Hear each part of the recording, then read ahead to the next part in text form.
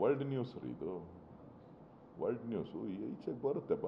ಒಬ್ಬರು ಇಬ್ಬರು ವಿಕ್ಟಿಮ್ಗಳಲ್ಲ ಇಲ್ಲಿ. ಒಬ್ಬರು ಇಬ್ಬರು ವಿಕ್ಟಿಮ್ಗಳಾಗಿದ್ದರೆ ಏನಾದರೂ ಚರ್ಚೆ ಮಾಡ್ಬೋದಾಗಿತ್ತು. ವಿಕ್ಟಿಮ್ಗಳು ಯಾರು ಅನ್ನೋದಕ್ಕಿಂತ ಯಾತಕ್ಕೆ ಮಾಡಿದ್ರು ಅನ್ನೋದು ಭಾಳ ಮುಖ್ಯ.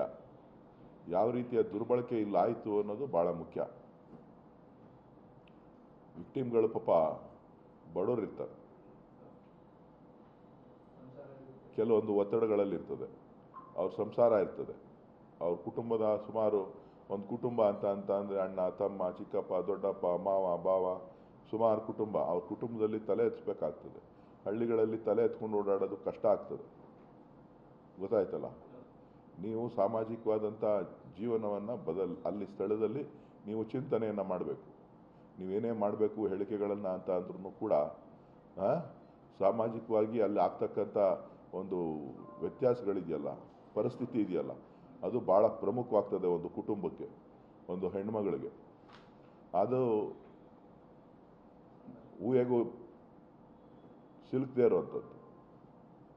ಸಂತ್ರಸ್ತೆಯರು ಯಾರಿದ್ದಾರೆ ಆ ಎಂಟೈರ್ ಫ್ಯಾಮಿಲಿ ತಲೆ ತಗ್ಸಿ ನಡಿಬೇಕಾಗ್ತದೆ. ಅವ್ರು ಕೂಲಿ ಮಾಡೋರಿರಲಿ, ಅವರು ಬೇರೆಯವ್ರು ಯಾರೇ ಇರಲಿ, ಅವ್ರಿಗೂ ಕೂಡ ಮಾನ ಮರ್ಯಾದೆ ಇರ್ತದೆ. ಇವ್ರಿಗೇನೋ ಮಾನ ಮರ್ಯಾದೆ ಇಲ್ಲ ಅಂತ ಅಂದರೆ